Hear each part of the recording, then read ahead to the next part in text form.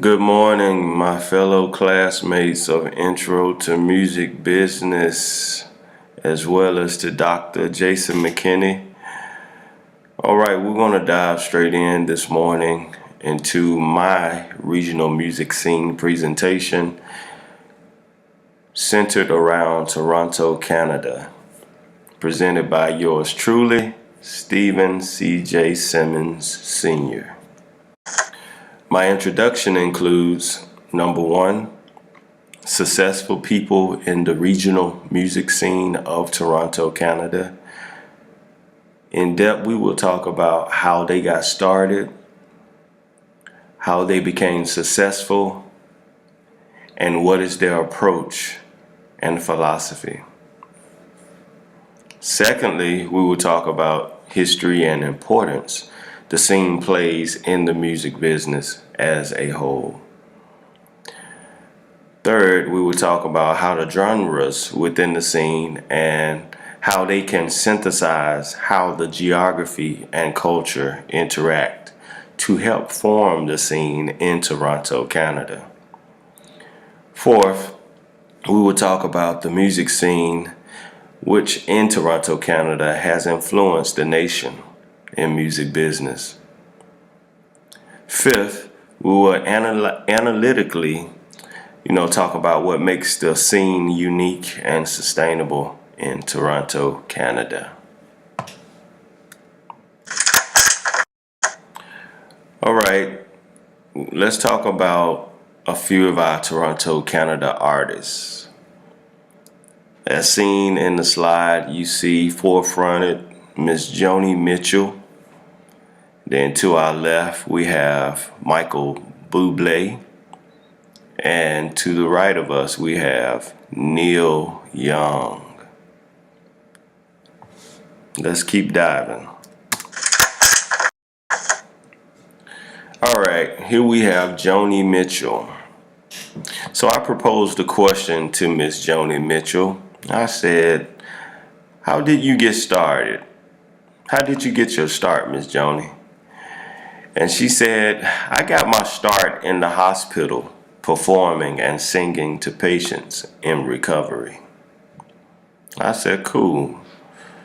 Then I asked her, how did you become successful, Miss Joni? She looked at me and said, my songwriting skills landed me popularity for my albums. One in particular I recorded was my first self-titled album in 1968, which was produced by David Crosby. From there on, it was on and popping. I said, okay. Then I asked her, what is your approach and philosophy, Miss Joni? She looked and said, I am a very analytical person, a somewhat introspective the nature of the work I do. America is in a runaway train position and dragging all the world with it. It's grotesquely mentally ill.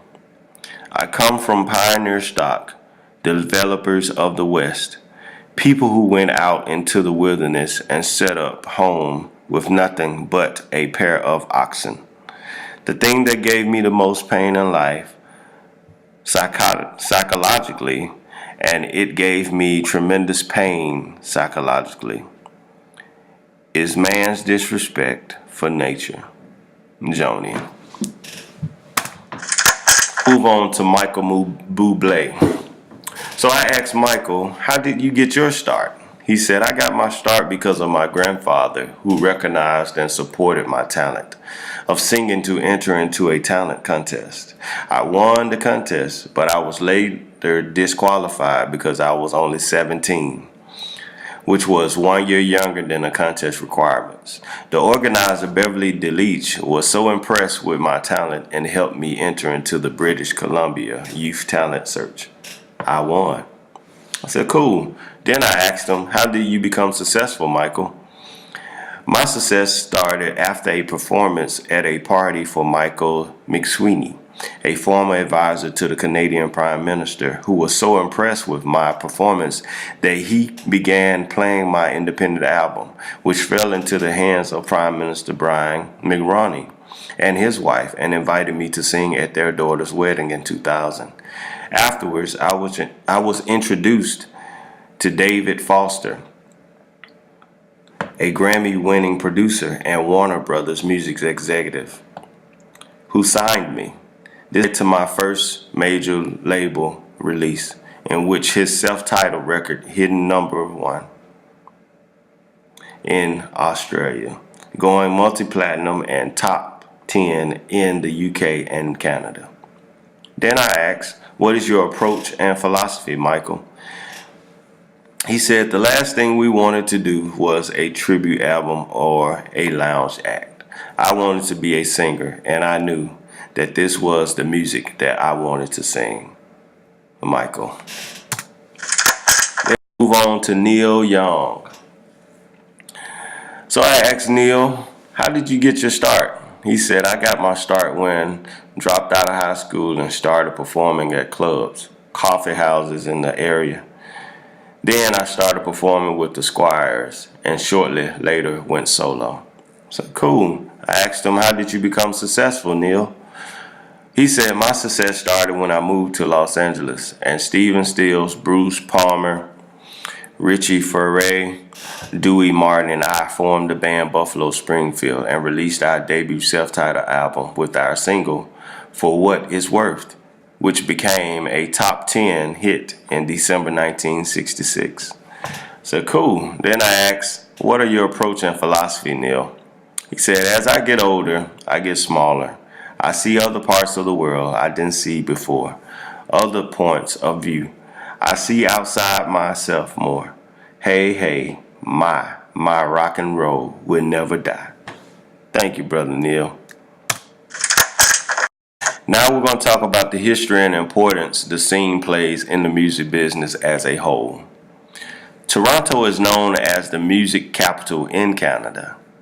Canada music as a whole consumes billions of dollars, and Toronto is home to major record labels and festival promoters, many smaller independent record labels, and etc.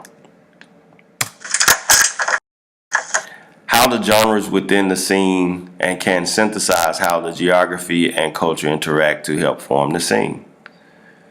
Almost 90% of Canadians live within 200 miles of the American border and the east-west border between Canada and the U.S., which is 3,145 miles long.